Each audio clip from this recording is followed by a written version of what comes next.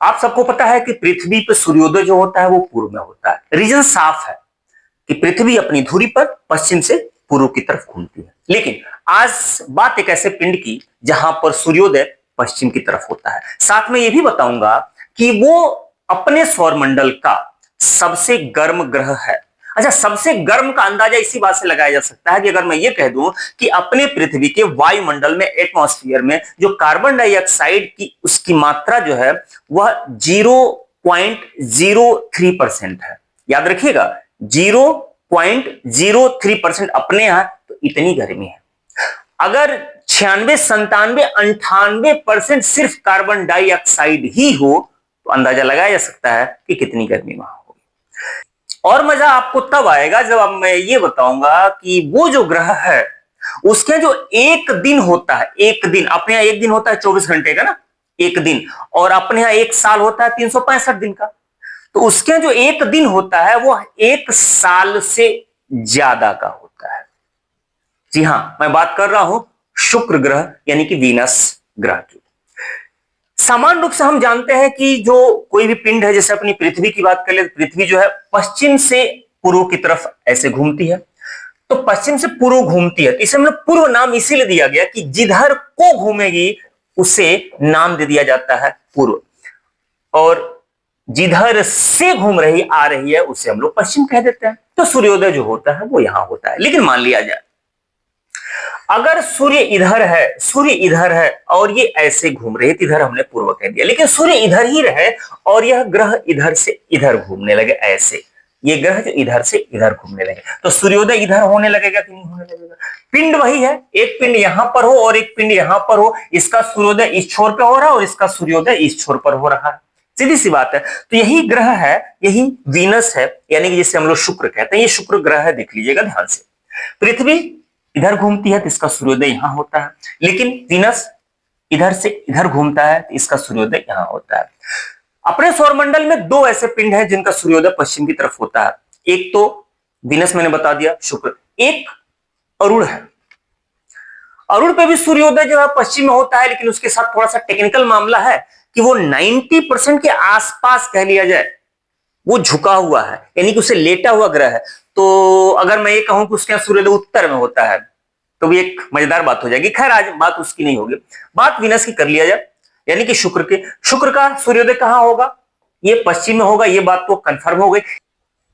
अब आपके दिमाग में एक सवाल आ सकता है कि बाकी सारे ग्रह पश्चिम से पूर्व घूमते हैं, तो यह वीनस अकेला पूर्व से पश्चिम कहीं घूमता है? ये आज तक रहस्य बना हुआ है। खगोलविदों या साइंटिस्ट जितने लोग हैं खूब रिसर्च, खूब माथापच्ची करते हैं लोग। उसमें से सबसे सर्वमान्य तथ्य जो ये निकल करके आया, जब ये विस्फोट हुआ, ब्रह्मांड की रचना हुई, तो बाकी सारे ग्रह जिस भी गति में गति कर रहे थे ये किसी बड़े पिंड से टकरा गया होगा, और जब टकरा गया होगा तो इसका डायरेक्शन चेंज हो गया होगा। अब आप कहेंगे कि ये भी फालतू का ही तर्क है। अब आप बताइए कि क्या ये तर्क सही है? किसी ने तर्क दिया कि इस पे कार्बन डाइऑक्साइड की मात्रा इतनी ज्यादा है, इस पे प्रेशर इतना ज्यादा है, दाब इतना ज्यादा है कि इसका जो डायरेक्शन चेंज हो गया। मतलब बेवजह का तर्क दिया जाता है। आपसे अगर मैं पूछूं कि क्या तर्क हो सकता है, आज तक पूरी दुनिया में कोई भी खगोलविद, कोई भी साइंटिस्ट इस पे एक मत नहीं हो पाया कि अकेला वीनस क्यों उल्टा चलता है। मतलब कुल मिला के कह सकते हैं कि क्लॉकवाइज अगर कोई ग्रह मूव कर रहा है तो अकेला वीनस है। आप कमेंट करके बता सकते हैं आपके दिमाग में अगर कुछ आ रहा है कि ऐसा क्या रीजन हो सकता है। कोई दैवी आपदा कह सकते हैं, कोई दैवी शक्ति हो सकता है, या फिर कोई साइंटिफिक रीजन हो सकता है ना? इसके अलावा थोड़ा सा इंटरेस्टिंग बात देख लीजिएगा क्या है। शुक्र अपनी धुरी पर इतने धीरे, इतने प्यार से घूमता है कि उसका जो एक दिन है, अपने एक दिन कितने देर का होता है? 24 घंटे में। पृथ्वी 24 घंटे में ये एक चक्कर पूरा कर लेती है। सबसे फास्ट की बात करें, बृहस्पति, जुपिटर, वो इतना फास्ट चलता है, वो 10 साढ़े 10 घंटे में उसका दिन रात पूरा हो जाता है। यानी 4.5 घंटे का दिन होता है, 4.5 घंटे की रात होती है। लेकिन सबसे प्यार से, मस्त से अगर कोई घूमने वाला है तो वह शुक्र है। अब शुक्र इतना प्यार से घूमता है कि सोच के देखिए कि एक चक्कर पूरा करने में, ऐसे एक चक्कर अपनी धुरी पर, यानी उसके यहां एक दिन कितने का होगा? तो अपने यहां वाला जो दिन है, ऐसा 243 दिन उसके एक चक्कर में ऐसे पूरा होता है। मजेदार बात यह है कि 243 दिन उसको लगता है अपनी धुरी पर एक दिन बनाने में, लेकिन अगर वही सूर्य का एक चक्कर कितने दिन में लगाते, यानी कि उसका एक साल कितने का होता है, तो एक साल उसके यहां होगा सिर्फ और सिर्फ 225 दिन में। यानी कि 200 अपने यहां का दिन की बात हो रही है, 225 दिन में एक साल उसके यहां होता है और 243 दिन का उसके यहां एक दिन होता है।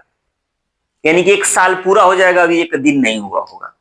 है ना मजेदार। इससे जरा और इंटरेस्टिंग चीज देख लीजिए, शुक्र ग्रह का वायुमंडल सबसे घना है, सबसे घना वायुमंडल इसका ही है और सबसे गर्म भी है। अच्छा, गर्म होने का रीजन अभी मैं वीडियो शुरू कर रहा था तभी मैंने बताया कि अपने यहां मतलब पृथ्वी पे जो वायुमंडल है, उस वायुमंडल में कार्बन डाइऑक्साइड है 0.03%। अब सोच के देखिए कि अपने यहां कार्बन डाइऑक्साइड सिर्फ इतना है, तो इतनी गर्मी हो रही है। अक्सर चर्चा किया जाता है कि कार्बन डाइऑक्साइड की मात्रा बढ़ रही है, मात्रा बढ़ रही है, मात्रा बढ़ रही है, गर्मी बढ़ रही है। इसके यहां ये देखिएगा, इसके वायुमंडल में कार्बन डाइऑक्साइड का मात्रा 96.5%, लगभग 97% सिर्फ कार्बन डाइऑक्साइड है। तो 0.03% से इतनी गर्मी, तो 97% से कितनी गर्मी होगी अंदाजा लगाया सकता है। इसीलिए ये जो वीनस है यानी कि शुक्र ग्रह है, वो एक तरह से समझिए कि धधकता हुआ गोला है एक तरीके से। उसकी जो सतह है, उसकी परत एकदम हिट, तवे से ज्यादा भी हिट रहता है। ठीक, और एक इंटरेस्टिंग चीज देख लीजिएगा, इसकी सतह पर दबाव जो है वो पृथ्वी से 90 गुना ज्यादा है।